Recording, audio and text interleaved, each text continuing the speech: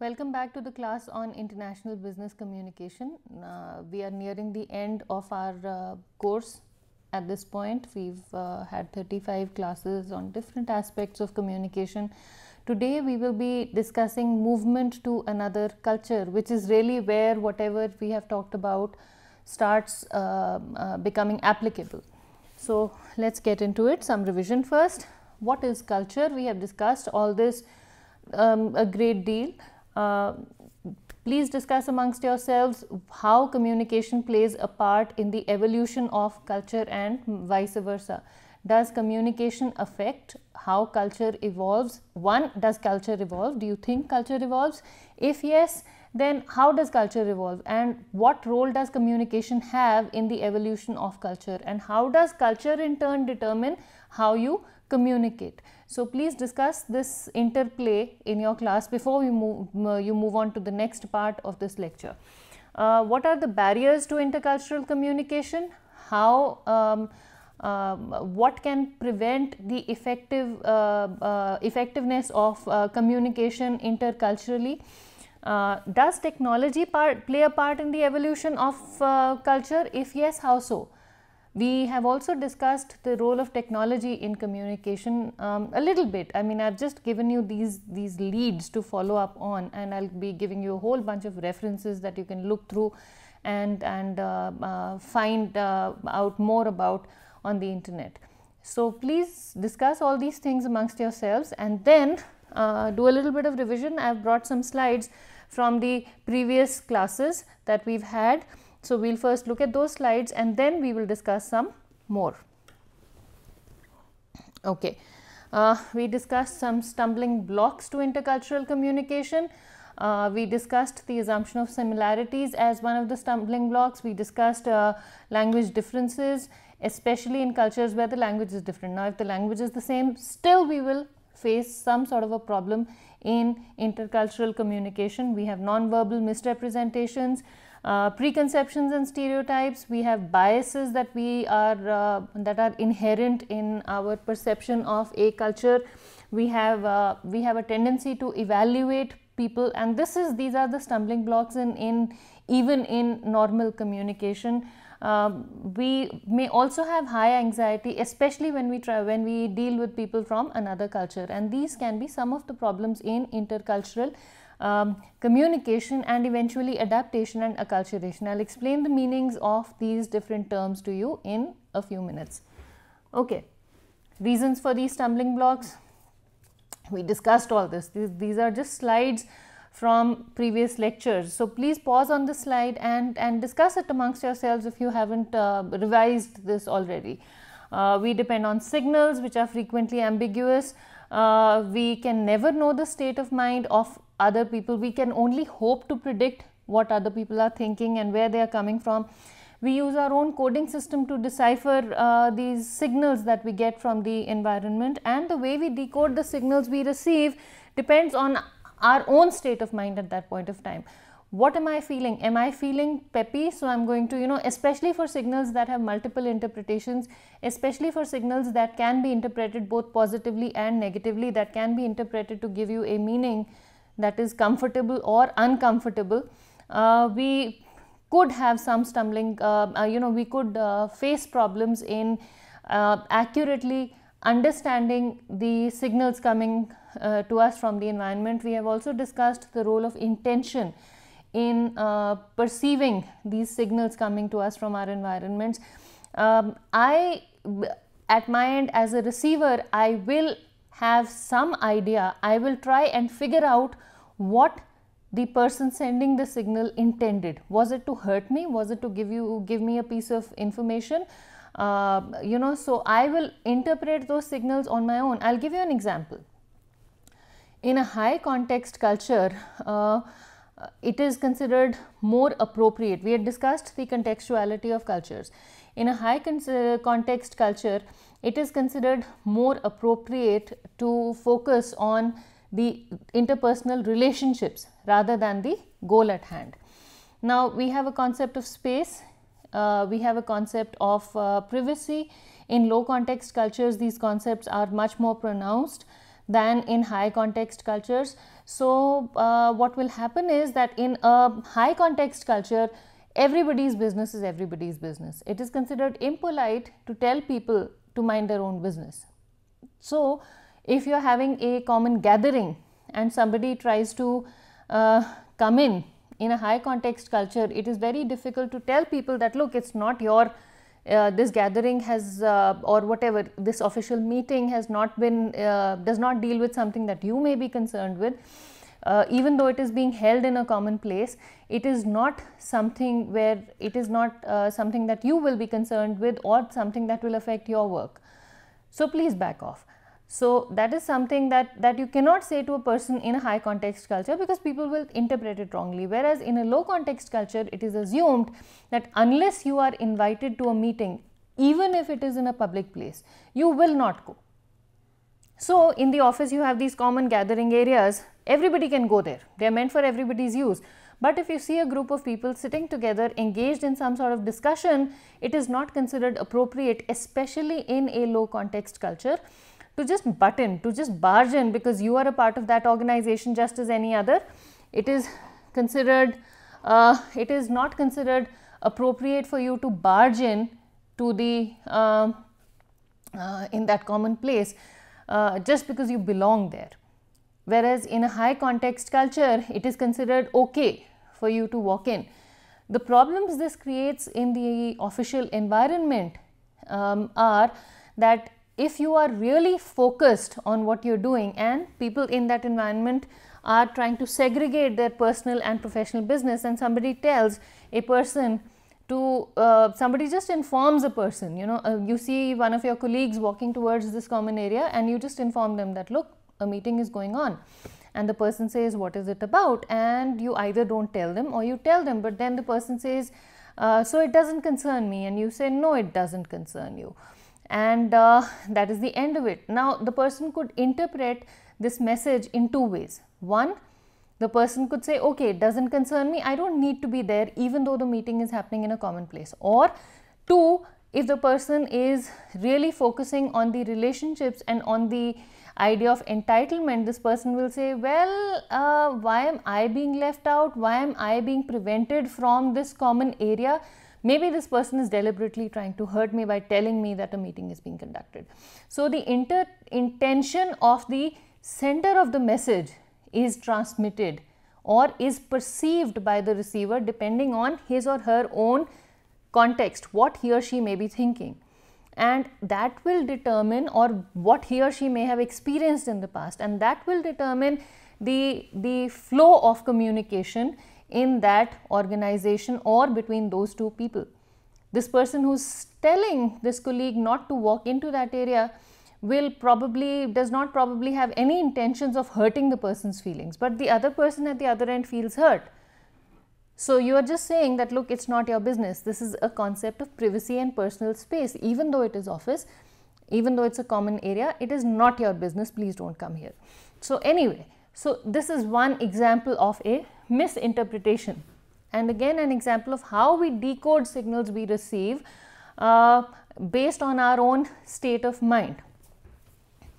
Okay, some sources of difference, some things that make us different from others: race, religion, ideology, nationality, ethnicity, appearance, personal artifacts, body structure, behavioral style, gender, sexual identity, age, family constellation, socio-economic status, educational qualifications and system.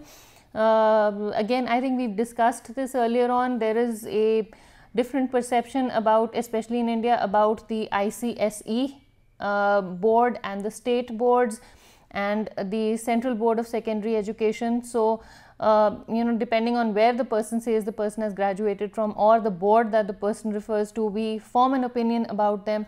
Private schools versus public schools, private universities versus state-owned universities or government universities, Indian institutes of technology versus other engineering colleges. And again, in some of these things there is some merit to the discussion, but again we form our biases based on the system of education or the evaluating agency or the examining agency. Professional and personal experiences are there.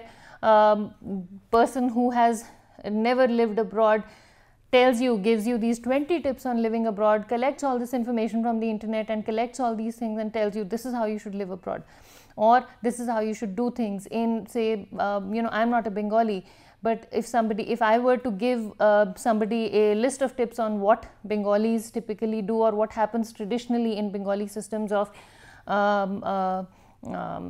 Bengali offices or traditionally owned Bengali offices, when I've never gone into a Bengali office myself, it will not be considered appropriate. But again, depending on, and as opposed to, it will not be considered as not appropriate, as credible as a person from Bengal who has worked in a traditionally Bengali environment telling you about what happens in traditional Bengali professional environments.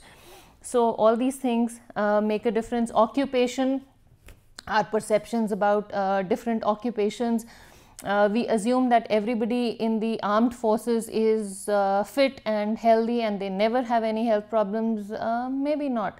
Yes, they're supposed to be fit because of their jobs. We assume that all doctors are smarter than everybody else on the planet. Maybe there are other professionals who are smarter than doctors.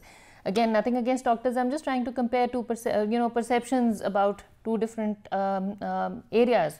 Or we say that this set of people only deal with numbers and the other set of people deal only with human beings, only with human resources. So they are not as technically oriented as this one set of people. Again, these are some of the differences we have that create barriers for us in our communication.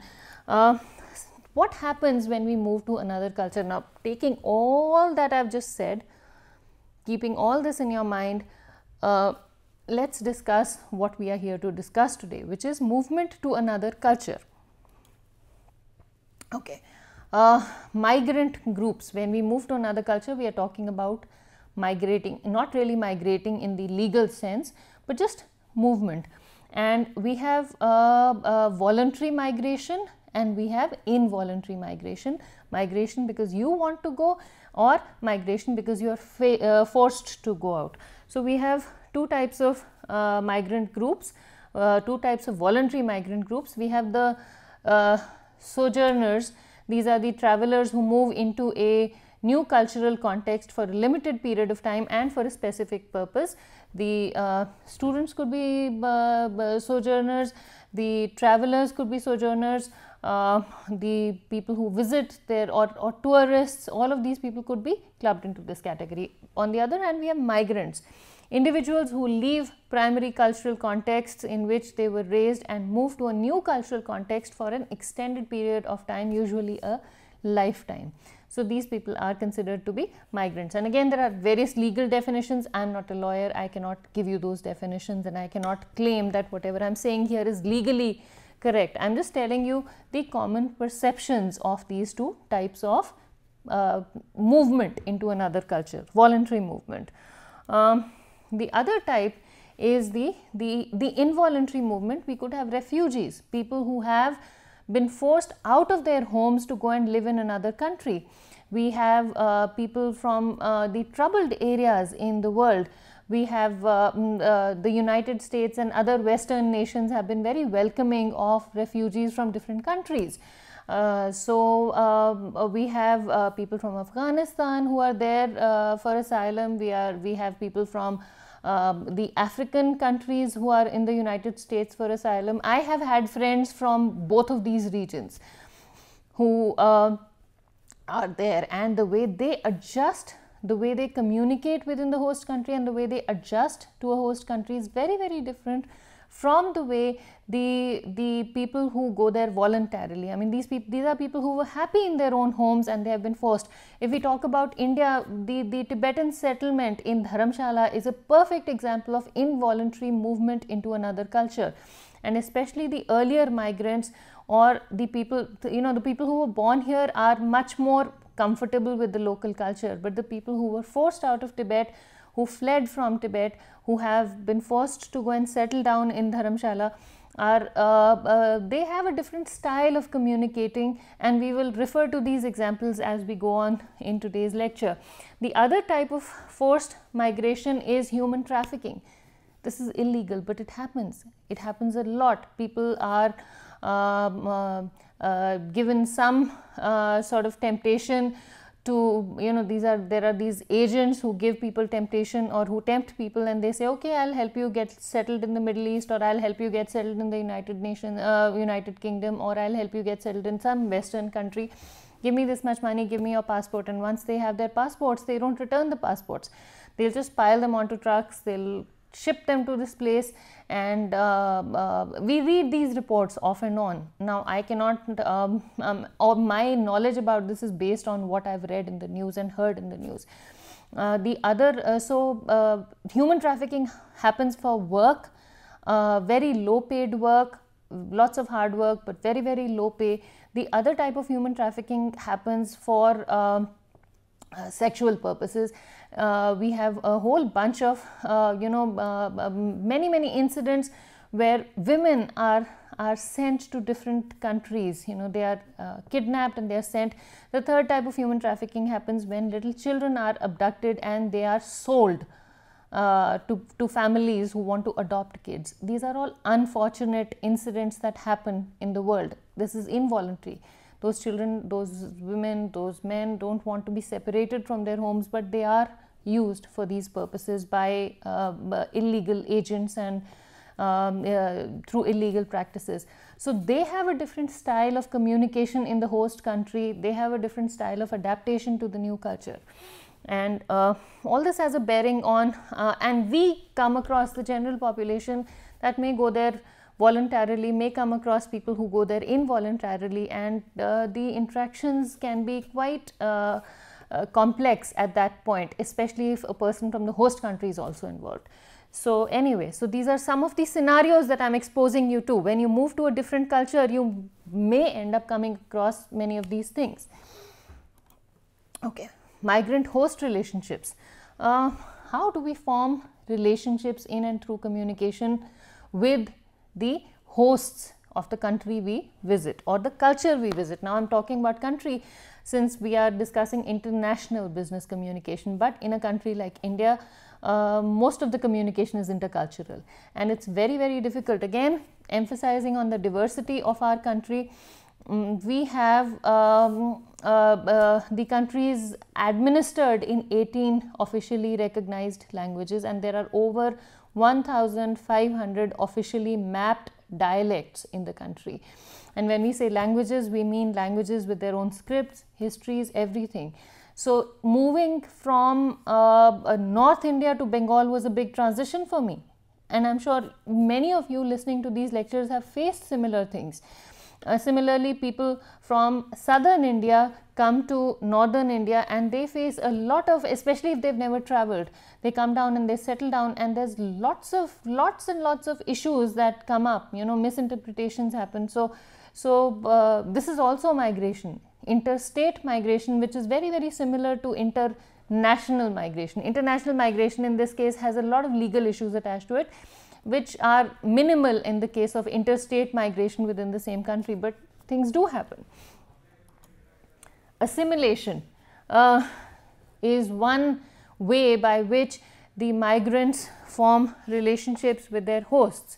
In assimilation, the individual does not want to maintain an isolated cultural identity, but wants to maintain relationships with other groups in the new culture. So it's like a melting pot kind of behavior. Migrants take on the attributes of the host culture, and this is pretty much what the United States has always been about. They say that they are a melting pot. The cosmopolitan areas in New Delhi, or you know, cosmopolitan areas in India, I mean New Delhi, Bombay, Bangalore, Hyderabad, Ahmedabad, all of these places are also sort of coming up. These lesser known cities are also coming up pretty well. So it is more of a melting pot where everybody brings whatever they have and sort of start taking on whatever is going on in that culture. This is one way by which we form relationships. The other relationship that we may form, and again this sounds a little problematic. I'm sorry about the noise in the corridor. Can we pause for a second, please? The other type of relationship we form with people from the host culture is separation, where migrants willingly choose to retain their original culture and at the same time avoid interaction with other groups. In this case, what happens is that when we move to a new culture, we are so either we are shy to interact with the new culture, or we are somehow we feel apprehensive, or there is a sense of hegemony, which means we feel that our culture is more superior, we are more ethnocentric. So, excuse me, we say we are not as comfortable interacting with the new culture, or we still have our boundaries. We interact with them, excuse me, as much as is necessary, but we are not, we don't really integrate with the new culture, and that is called as separation. Now, the separation may also be forced upon the migrants by the host culture. It is usually in the case of involuntary migration that this happens. Many times people who are involuntarily forced out of homes, many times when they go to a new culture, the new culture is also apprehensive about how or why they have been forced into this new place, and there could be a crunch for resources and people feel that their resources are being taken away, so they sort of push them out of their zones. Okay.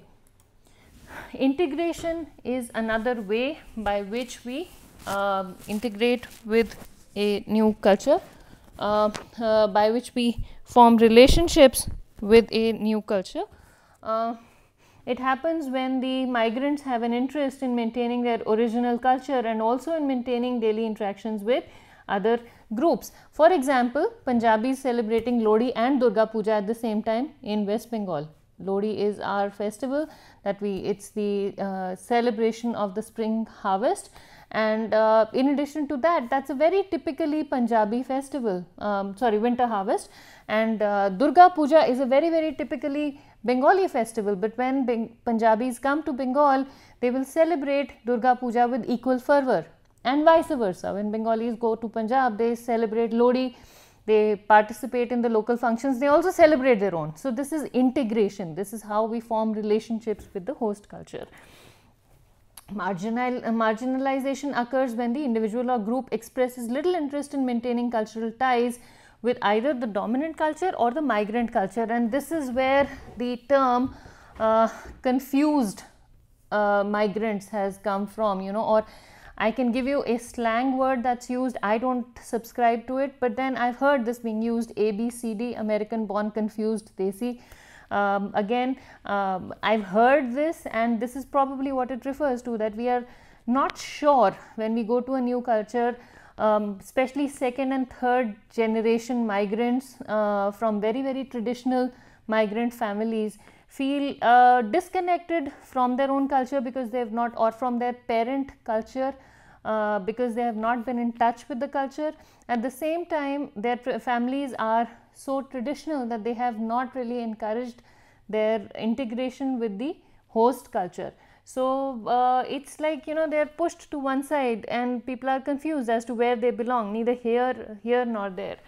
And that's why I've said second or third generation Indian and Pakistani Americans is an example, especially from very traditional families. Culture shock. Culture shock is a relatively short term feeling of disorientation, of discomfort due to the unfamiliarity of surroundings, the lack of familiar cues in the environment, and it is a term that was coined by Oberg in 1960. It's been mentioned in this book by Martin and Nakayama that I've referred to quite a bit for these classes. It is stress induced. It is a temporary phenomenon, but what culture shock really refers to is the physical and emotional stress that is induced by all the behavioral expectation differences and the accompanying uncertainty with which the individual must cope. Whatever is happening in the individual's environment puts a lot of stress, and you sort of, you feel that being hit. It is really a level or a qualitative measure of the difference between your culture, the culture that you're coming from, and the culture that you're going to. It's this shock, it's this something that hits you. It's literally like, being jolted from in a different reality. It's an emotional and psychological reaction to the confusion, ambiguity, value conflicts and hidden clashes that occur as a result of fundamentally different ways of perceiving the world and interacting socially between cultures. It is a disequilibrium, and when we say essentially this is a disequilibrium, this is mentioned by Solomon 1994 in a paper by Sims and Schrader that was published in 2004. I'll give you the reference in the list of references.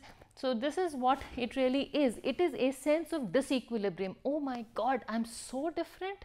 Oh my God, this is the level of difference that exists between who I am or who I thought I was and who I think I'm going to be. And that is really the shock. That is really the intensity of the shock, you know, where you think you are and where you think you need to go in terms of integrating yourself and the differences and all of that chaos.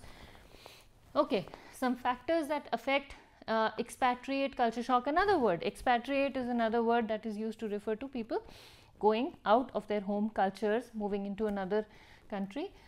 This is again from that paper.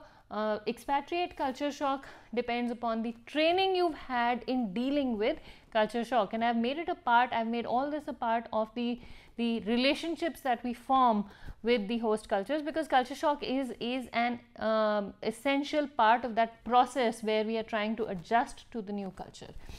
Training, how much do we know about the new culture, how much have we been trained about the new culture, what have we been taught.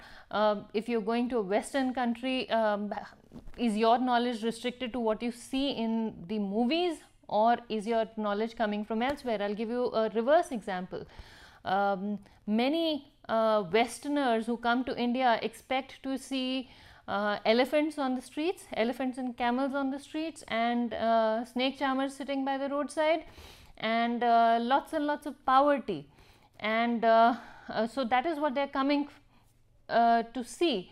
Now again, when they come to New Delhi, they land in this plush, you know, airport, and that looks, it's comparable to any other world-class airport anywhere else in the world, and they walk out and they have these air-conditioned cars that take them through the streets, of course, that are more crowded. But you go on the ring road, and then you're taken to this fancy hotel, and they say, okay, we'll take you to a mall, and you walk into a mall and you feel as if you're in any other Western country, and you say, my God. So you know, that confusion can also be another type of culture shock. But what have you been trained to see, and what are you really experiencing? Or many times people will tell you that you'll find all the facilities there. You come there, you come to a smaller town where, you know, there are potholes in the road, and things are different. What we expect to see in a Western country is everything is moving smoothly, there's lots of cleanliness, and then we see the rundown areas of the Western country, and we feel, oh my God, this is just like India. And what is the difference? So training is a big factor. Demographic characteristics, again, the differences between the demographic characteristics of the host country and what you have brought with you, or what you think you have brought with you. Cultural and personality characteristics, again, depending on what the culture is like, what the personality of people is like. We had talked about the contextuality of cultures. We had talked about high and low context cultures. I'm not going to, discuss that very much here. Just to give you a little bit of revision, high context cultures are those cultures that place a lot of emphasis on the relationships between people. They say that if you maintain equilibrium within the context, if you maintain equilibrium among the people in that context, you will achieve the goal. That will help you build your resources, build your strength to move in the direction of the goal. So you have to be very, very comfortable about maintaining equilibrium within your context. On the other hand, low context cultures say that if everybody does the work that has been assigned to them, if you individually achieve the goals that you're expected to achieve, everything else will fall into place. So relationships are important, but not as important as the achievement of the goal. And most of the cultures have a mix of both. Some cultures are highly low contextual, some bit of high context in them. They are humans after all. Some cultures have more of high context and less of low context in them. Okay, these are some of the factors. The organizational support is another one.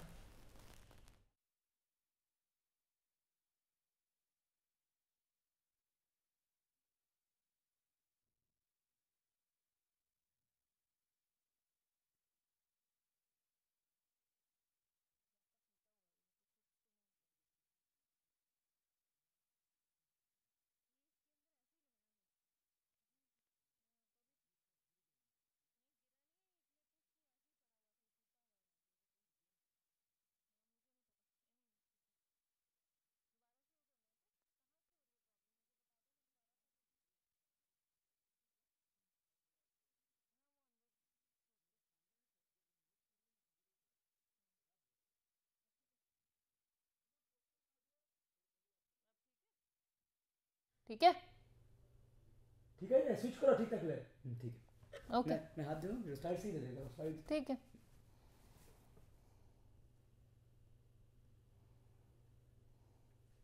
Okay.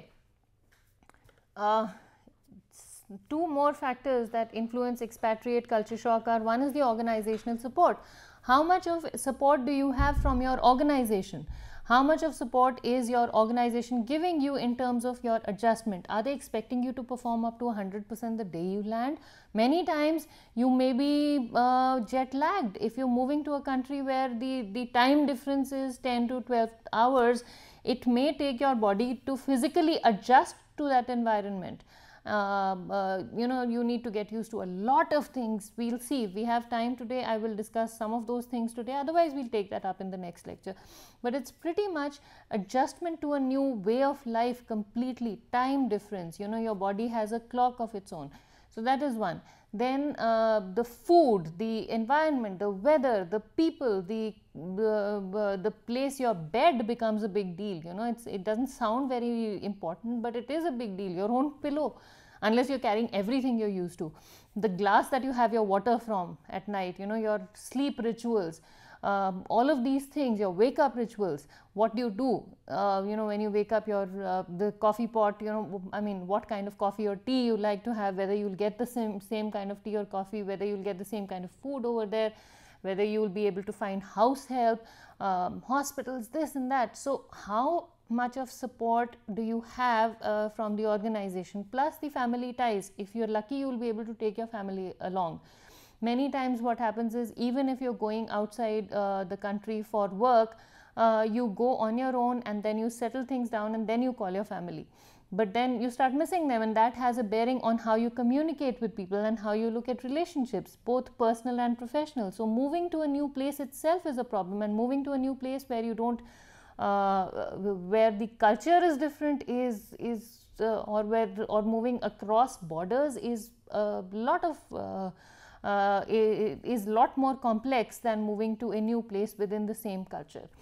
So that support will have a bearing on the on the level of shock, on the intensity of shock you experience in that culture. The other one is technical competence. Again, how competent are you in dealing with the technical aspects of the new culture, how they use technology in their day-to-day lives, how comfortable are you with the use of that technology. In some places, in the more advanced cultures, maybe they use a lot more technology whereas if you're coming from a culture that is totally dependent on electronic technology, to a place that still depends on handwritten notes and handwritten documents and handwritten stuff, and people taking things from one place to another, then it will become more difficult for you. So that is technical competence, and your ability to adjust to these differences and your ability to learn from these differences and to learn newer ways of dealing with these differences will determine the intensity of culture shock you experience. This is again from this paper, and I have requested for permission to use this figure. So we'll see if the authors permit us. Okay, cultural adaptation is another way by which we form relationships with the host culture. Again, culture shock, I put that in there because that's a very, very important aspect of interaction with a new culture. The other manner in which we communicate or form relationships with the host culture is adaptation. The definition of cultural adaptation is the long-term process of adjusting and finally feeling comfortable in a new environment. You adjust, you accommodate, you assimilate, and then finally you start feeling like a part of that environment. Some models of cultural adaptation. The first one is anxiety and uncertainty management model. We've discussed a little bit of this earlier on, but we will do this again. The primary characteristic, according to this model, the primary characteristic of relationships in intercultural adaptation is ambiguity, and this needs to be reduced using the the uncertainty needs to be reduced. I'm sorry about the language, I will correct this right now. The established, by reducing the relationships need to be established. This needs to be reduced, sorry, by reducing, yeah, I'm sorry about that. So, the biggest problem we have in a new culture is ambiguity, different interpretations. There are things that can have more than one interpretation, and my interpretation of something is very different from the way the host culture will interpret it. I am not sure how things will be interpreted. So, the reduction of this ambiguity happens by reducing the uncertainty in the environment. Why am I not sure? Let me find out. I ask people and then I find out more. There are two types of uncertainty. One is the predictive uncertainty, which is the inability to predict what someone will say or do. The other is the explanatory uncertainty, inability to explain why people behave as they do. One is what will people say, two, why will people say things differently. Why will they say something different, or why will they behave in the manner that they are behaving? And these two types of uncertainty feed into our notion of uncertainty, and our ability to manage this uncertainty will in turn help us adapt better to a new situation, and that is how we adapt. We reduce this uncertainty, we feel like we can predict people, we can predict their behaviors, we can predict the reasons for their behaviors, and that you start internalizing those things and you start behaving the way you think they behave, and the reasons for your behavior are also similar to the reasons of the host country for their behavior. So, they can predict your behavior, you can predict their behavior, and things become more smooth. Most effective communicators are those who are able to manage anxiety and predict and explain others' behaviors with confidence, and who have a solid self-concept and self-esteem. We were talking about identity. This is why we were talking about identity. I know who I am. I know who I am, and I know and I'm comfortable in my own skin. I'm confident and I'm comfortable about who I am. Flexible attitudes and behaviors. So, we have a tolerance. According to this theory, the most effective communicators are those who know who they are, who are comfortable in their own skins, who are tolerant of ambiguity and differences, and are flexible in their behaviors. I am not stuck on how I do things, as long as whatever I am doing gets done without really compromising on my basic value system. Are complex and flexible in their categorization of others. You avoid stereotypes, you are still able to look for similarities without really stereotyping people, and those people are really the most effective communicators. Okay. The other model here is the U-curve model, which was proposed by a Norwegian sociologist, Leisgard, in 1955. It is based on interviews of Norwegian students in the United States.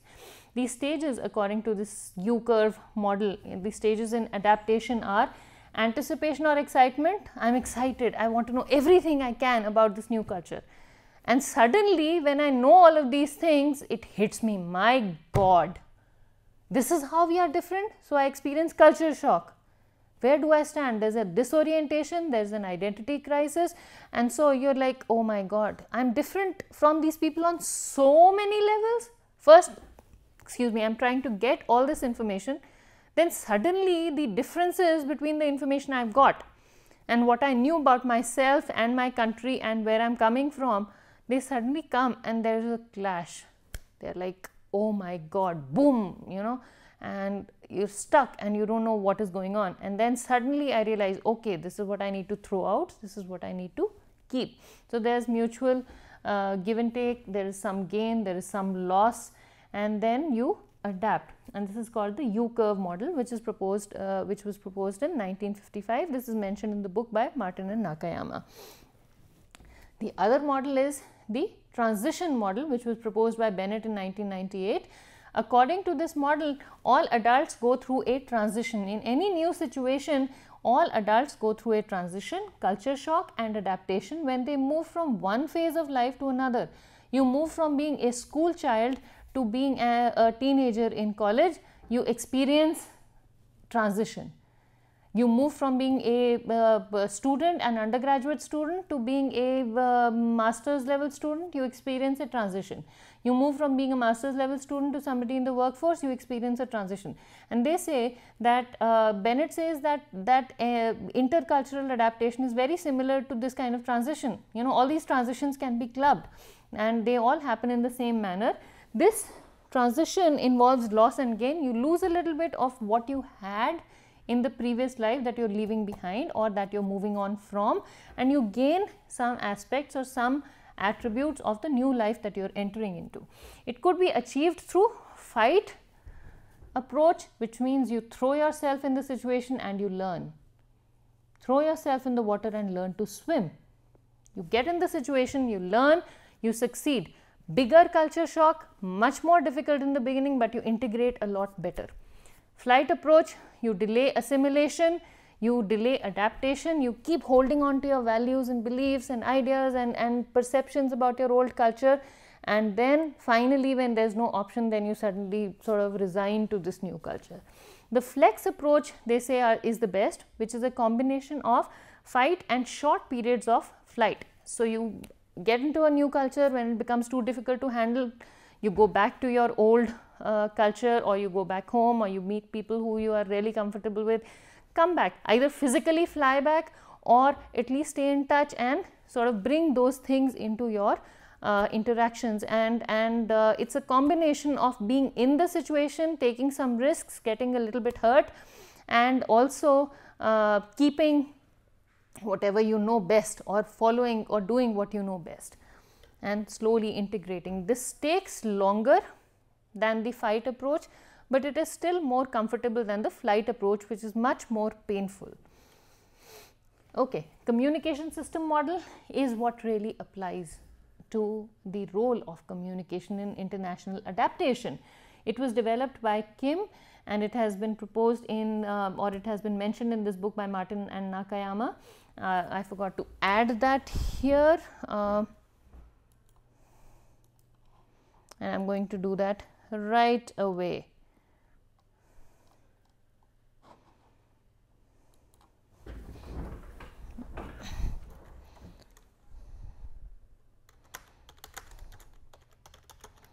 And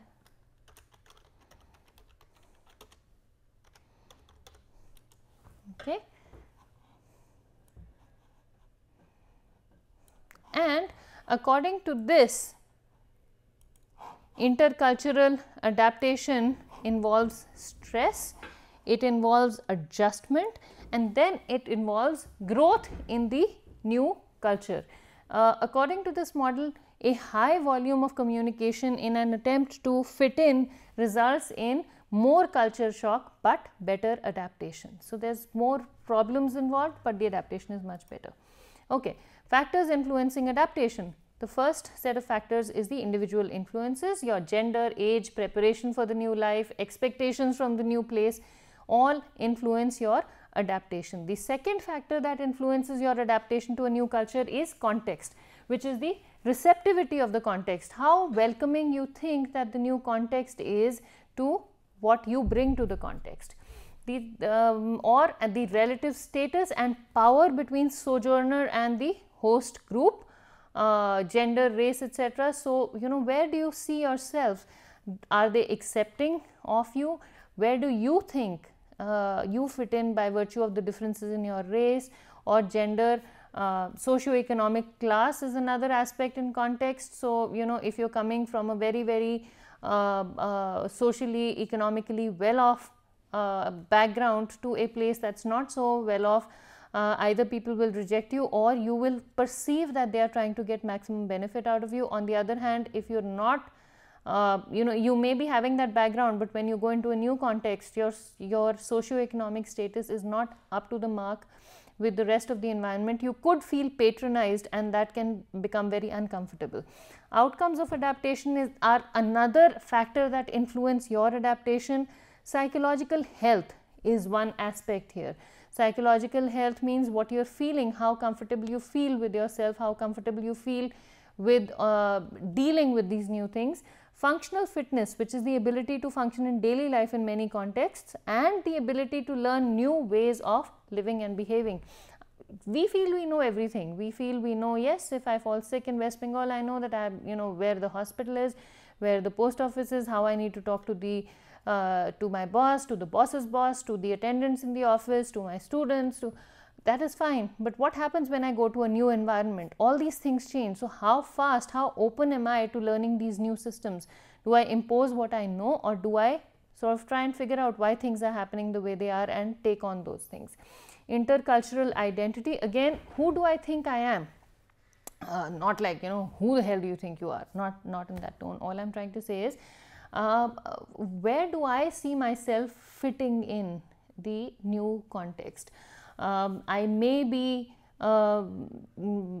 very having a very high professional status where I am coming from, but when I go into a new system, I need to prove that to people. Where do I see myself fitting in? How do people react to my own perceptions of where I fit in?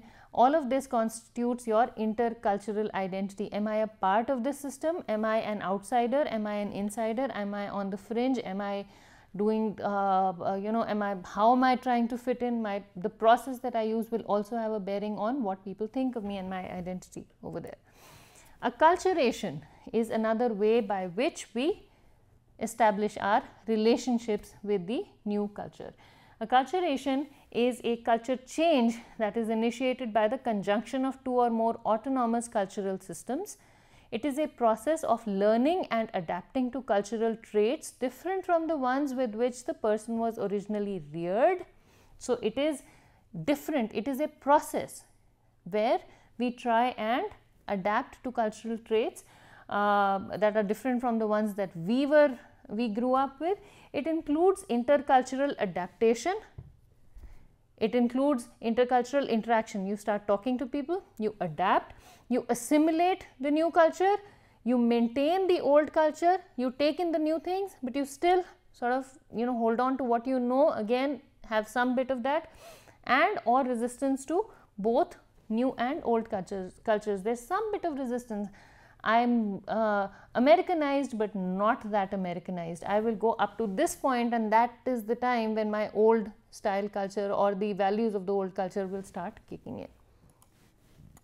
Factors that influence acculturation: one is your openness to change. Conservation means how much you want to hold on to your old values or your culture. Self-transcendence values, you focus on the welfare of all human beings and inter-group contact, that is the other one. Self-enhancement values, which is more related to legitimizing hierarchical relations and encouragement of competition. So, that is another issue here. Now, we will first cover intercultural or maybe we can cover intercultural communication and tourism really quickly. We are sort of running out of time, so I am going to give you some details here. Some reasons why we move out, tourism, work, etc. We will talk about tourism, and a lot of these things apply to work also.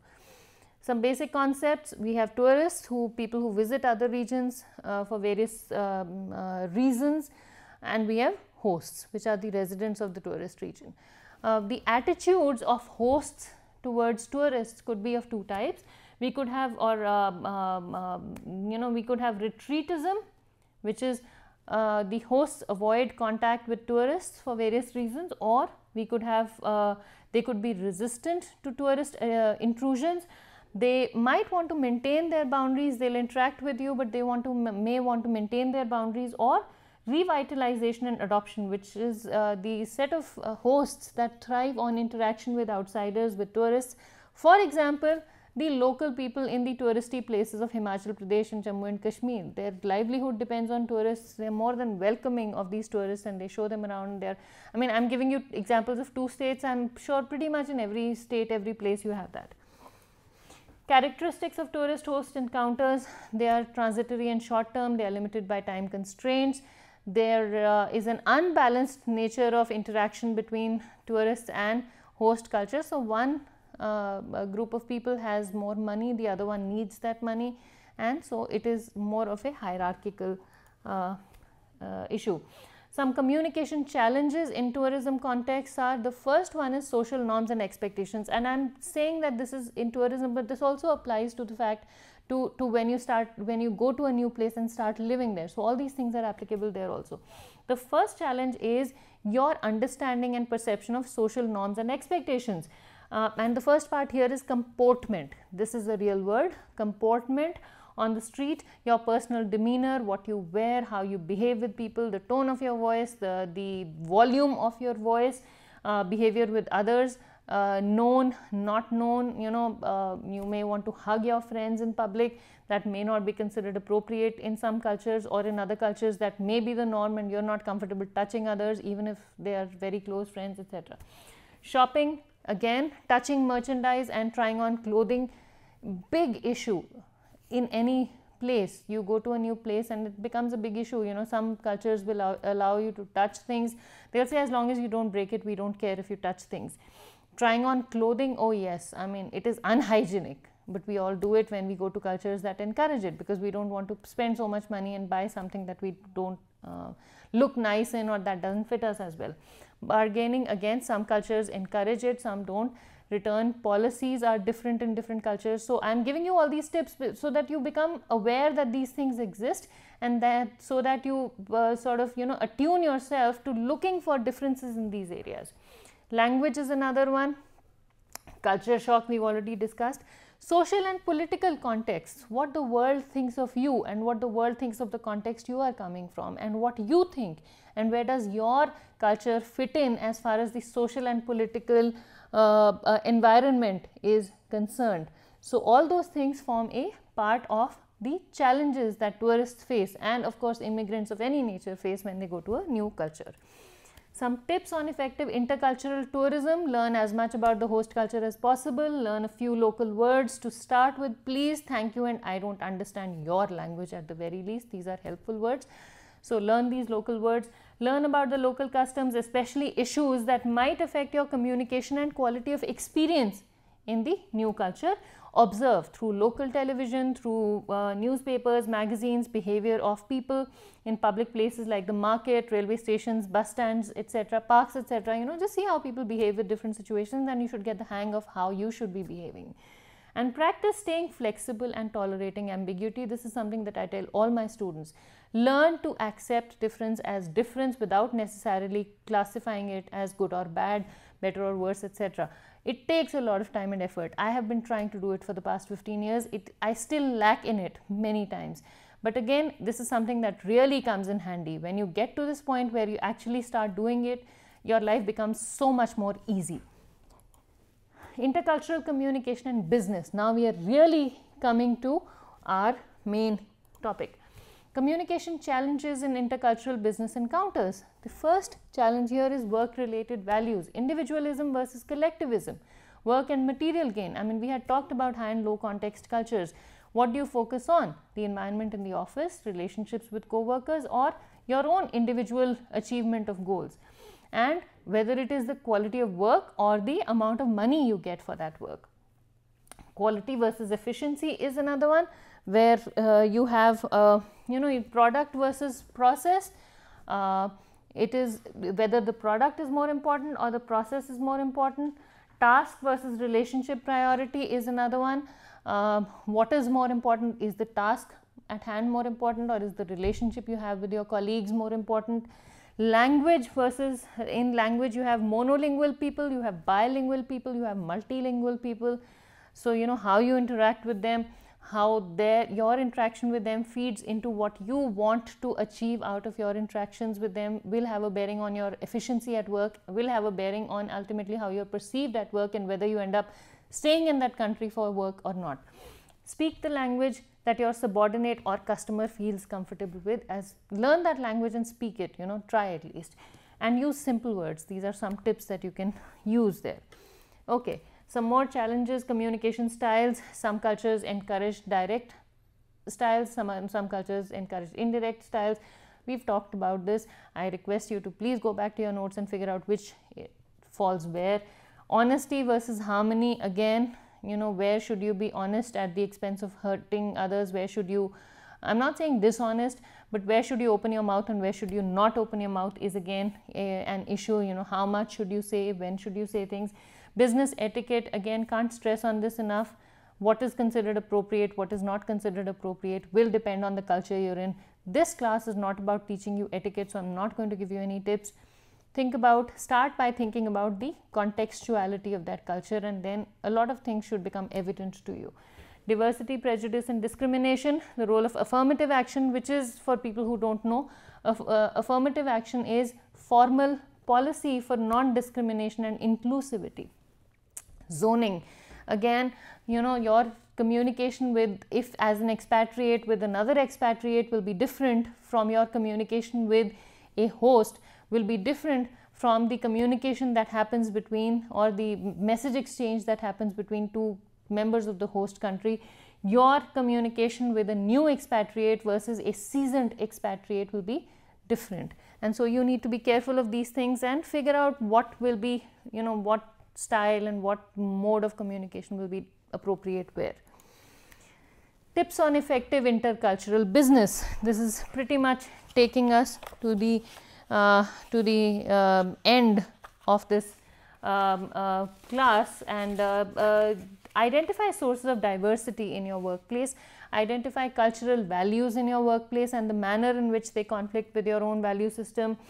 As far as language is concerned, speak slowly, use everyday language, avoid jargon at least initially or in places where you're not sure whether people will understand or not. Practice paraphrasing to improve your own language skills in the language of the host culture. Be flexible, patient and understanding and empathetic. Try and put yourself in the shoes of the other person. Manage your non-verbal expressions based on the situation you find yourself in. Again, a revision of what we did earlier. So, the column on the right talks about your expressions, the column on the left talks about the different situations. So, manage these in light of these different situations. The implications of non-verbal behavior, this is what you do in your workplace. Manage your identity, manage your impression, manage your conversation, manage your emotional expression, manage your relations, and do not deceive. These are some of the things that we do, and again, all this depends, the perceptions about all of these things depend on the culture you find yourself in, and this can create conflict or, you know, all kinds of issues. But these are the things that are really important in any intercultural environment. Now, some tips for intercultural adjustment, especially abroad, and this is something that I learned during my stay abroad, and this is something that I thought I should pass on to you.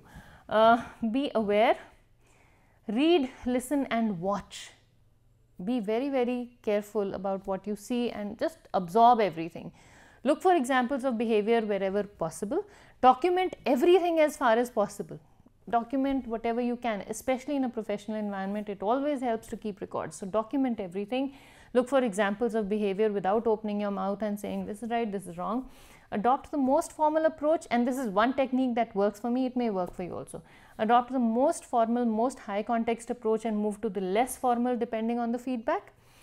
Accept difference as difference without necessarily classifying things as good or bad, better or worse, etc. And follow the rules to the last T, and this term comes from golf, where it's a boring game for people who don't know it, and once you commit to a game, the